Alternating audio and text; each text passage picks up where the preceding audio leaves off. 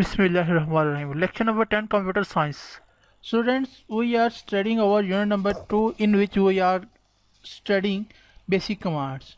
In our last lecture, we have studied some basic commands which were file command, kill command, list command, load command, make directory command, name command, renumber command, and remove directory command. There are some basic commands remaining we are going to study in today's lecture. With that, our basic commands topic will be completed. Let's start our today's lecture. So students, the first command we are going to study is the run command. As by name it is known, you can understand that this command is going to run something. It will execute the program you want to execute it. This command is used to execute the program currently in memory. If the program is not in memory, it first load and then run it.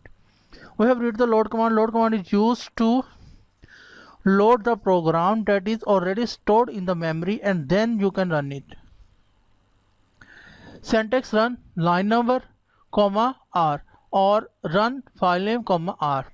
The run line number, if you want to execute specific, you want to execute the code from a specific line number, you will use the first syntax run line number from R.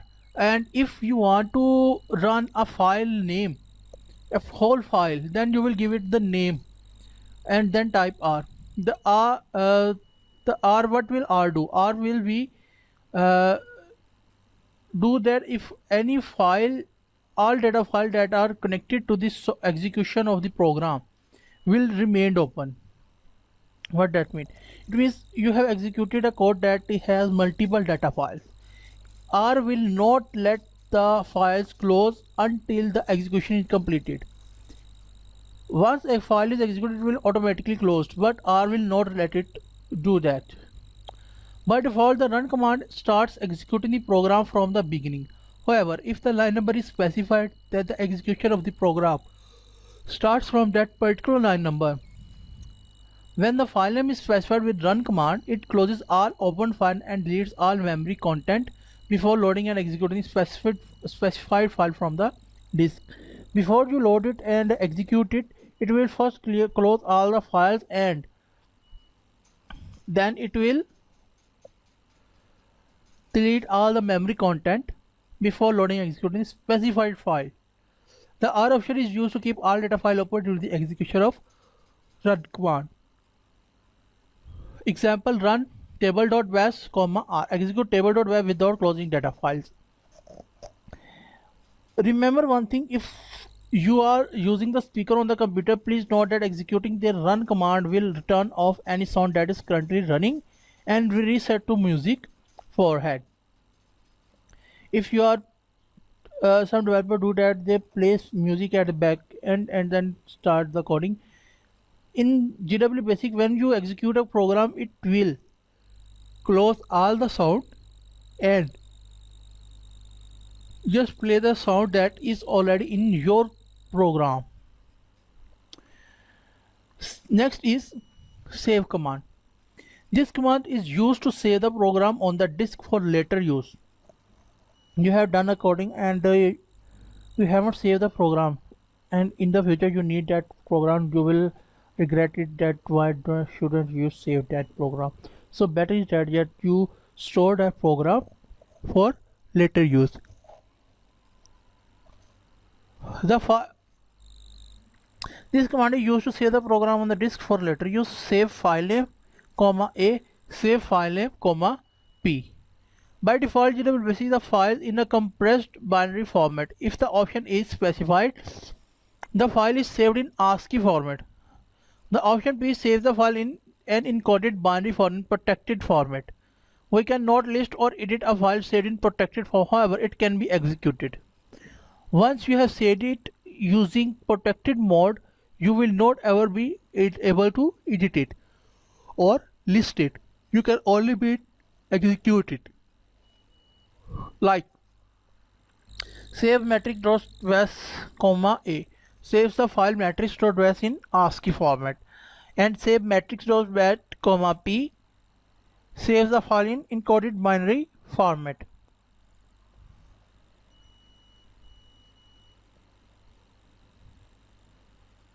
Next is system command. This command is used to exit from GWS and return to operating system environment. This command is used in direct mode. You will just type system and press enter and it will close the GW basic.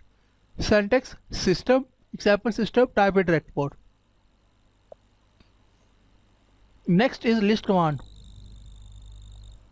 List command is used to list all or part of the program currently in memory to the printer.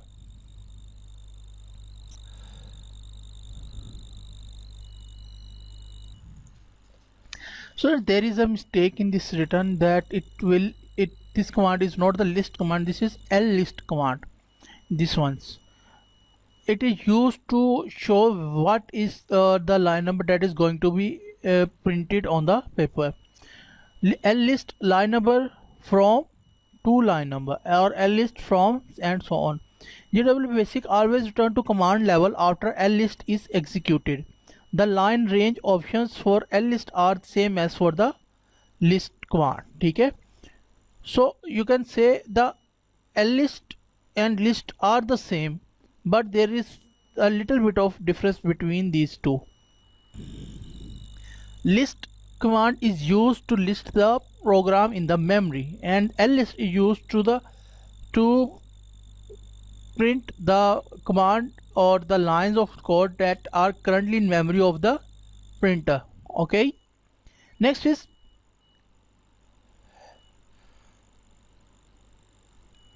print command.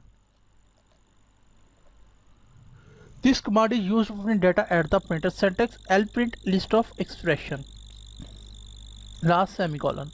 Interpretation: list of expression consists of the strings or numeric expressions separated by semicolon. String operation is a string literal or variable consisting of special formatting characters. The formatting characters determine the field and the format of printed strings or numbers. This statement is the same as print, except that output goes to the printer. You want to print something on your screen, you will use print command. But if you want to print that thing on paper, you will use the lprint command. For more information about string and numeric fields at the variable used in tab, see the print statement. The lprint statement assumes that the printer is an 80 character wide printer. To reset the number of characters that can be printed across the printer pages, assuming that the printer is wider than 80 characters, see the with statement. With is a statement that is we're going to study in the basic statements. Right now we're studying basic commands. So students, you have been understanding that the print command is used to print the data on screen, and lprint command is used to print the data on paper. It will take the 80 character space on the paper. Next is count command. This command is used to continue program execution after a break. Once you have stopped the program using break command, you will use count command to continue it. Basically, it is used. Interpretation resumes program execution after control break stop halts a program. Execution continues at the point where the break happened. If the break took place during an input statement, execution continues after reprinting the prompt. Count is useful in debugging in that it lets us set breakpoints with the stop statement, modify variables using direct statement, continue program execution, or use go to resume execution at a particular time. If a program line is modified, count will be invalid. Simple, you have used stop command and control direct stop command. Once your program is stopped, you can use the count command to continue it from it. It is used basically for debugging purpose. Go to line statement and then continue it. You will use that command for your according to your need. With this, our basic commands topic has been completed. Next we will study basic commands, basic statements. Students, in today's lecture we have studied basic commands. We have studied run command, save command, system command, list command, print command and count command. With this our basic command topic has been completed.